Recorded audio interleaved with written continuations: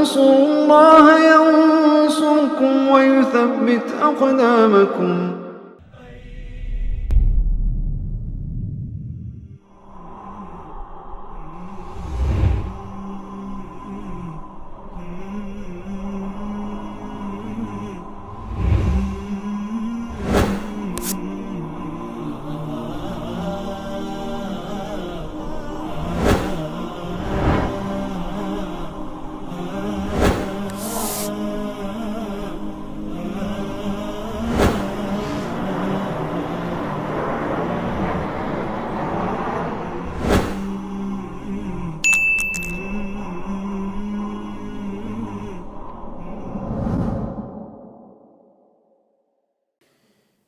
Di sini ada pertanyaan, kami sebagai petani jagung, kemudian hasilnya kami jual seluruhnya, apakah ini masuk zakat niaga atau pertanian? Tetap zakat pertanian.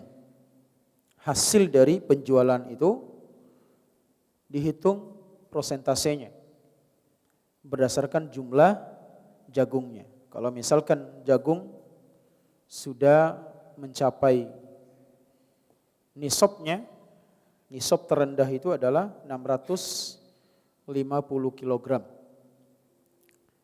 Artinya kalau sudah di atas itu, maka otomatis nisabnya semakin dapat.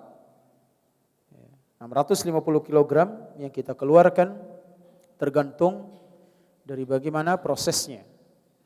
Kalau yang dibutuhkan tanaman kita itu adalah air hujan, mata air, air sungai, atau air sumur tanpa ada beban biaya, maka yang dikeluarkan adalah 10%. Kalau irigasi, baru dikatakan irigasi itu kalau membutuhkan biaya, seperti ada biaya pompanya, bensinnya dan seterusnya. Atau mungkin kita sewa orang misalnya. Itu baru kita keluarkan berapa? 5%. Kalau gabung kedua-duanya, sebagian kadang kita pakai air hujan, sebagian kadang kita pakai biaya. Maka dikeluarkan 7,5%. Begitu seterusnya. Itu nisab terendah, 65. Berarti 1 ton, 2 ton, 1 ton tinggal kalau 10% keluarkan 100 kilo. Memang kita cenderung memperhatikan yang 100 kilo ini. Kok banyak? Coba dia lirik pada 900 kilo. Allah minta 10%. Kok banyak, enak ya jadi orang fakir? Enggak enak jadi orang fakir. Bukan maunya dia. Mereka tinggal terima saja. Kita yang capek, kita yang lelah. Ya coba siram semuanya itu jagungnya 1 hektar. Enggak ada hujan. Baru enggak diturunkan hujan 2 pekan, itu sudah menggerutu, bahkan ada yang mencaci maki Allah. Manusia yang tidak bersyukur.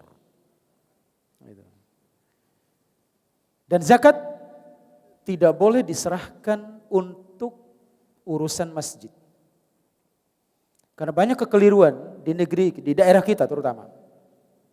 Zakat diberikan ke masjid untuk kemakmuran masjid, enggak boleh. Dipakai bangun masjid, enggak boleh. Ini bukan haknya. Zakat itu kotoran. Nabi SAW mengatakan, innallaha thayyibun la yaqbalu illa thayyiba. Allah itu adalah zat yang maha baik dan tidak menerima kecuali yang baik-baik. Berarti zakat enggak baik? Bukan. Zakat ini kotoran yang harus kita keluarkan sebagai bentuk membersihkan harta kita. Enggak boleh dipakai untuk masjid. Harus salah satu dari 8 asnaf. Ya, di negeri kita atau daerah kita mungkin Ibnu Sabil hampir enggak ada. Tapi kalau misalnya fisabilillah mungkin masih ada.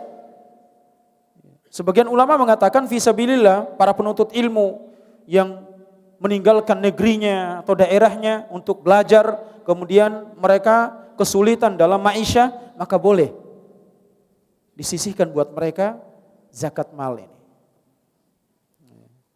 Enggak boleh sama sekali ada yang kasih zakat sapi. Ini sapi apa? Zakat. Untuk apa? Bangun masjid. Enggak boleh. Haram hukumnya. Bukan sekedar enggak boleh, karena ini bukan haknya. Alhamdulillah saya keluarkan zakat untuk bangun masjid ini. Banyak dari zakat saya. Berbangga dengan yang batil. Ini kesalahan-kesalahannya. Makanya mengeluarkan zakat ini harus kita berikan kepada orang-orang yang faham memberikan atau mengalokasikan zakat. Di negeri kita sudah ada badan amil zakat misalnya. Cuma badan amil zakat ini pada dasarnya yang namanya amil pekerja. Bekerja dia yang jemput. Misalnya di ladang-ladang sekarang dia datang ke ladang-ladang itu, dia data. Didata berapa jumlahnya. Berapa jumlah utang modalnya, bukan utang keseluruhan, utang modal. Modal untuk usaha itu berapa? Keluarkan dulu. Bukan modal, modal anak utang anak kuliahan. Anak saya kuliah, punya utang, dibayar dengan itu enggak sampai nisab. Enggak, bukan itu. Modal, utang modal. Keluarkan dulu. Ada sebagian berani mengatakan dihitung dengan utang-utangnya, enggak boleh. Itu bukan harta kita. Yang dikeluarkan itu harta kita. Jadi amil zakat itu dia datang ke tempat-tempat, datang ke peternak, dia data berapa jumlahnya. Diambil. Ya. Kalau sudah mencapai nisab. Bukan nunggu di kantor, catat pakai pulpen. Itu bukan amil. Itu. Amil yang sebenarnya dia harus capek. Nah, upah capeknya itu dia dapat 1/8. Enggak boleh lebih dari 1/8 kalau amil. Ya. Allah Ta'ala a'la wa a'lam.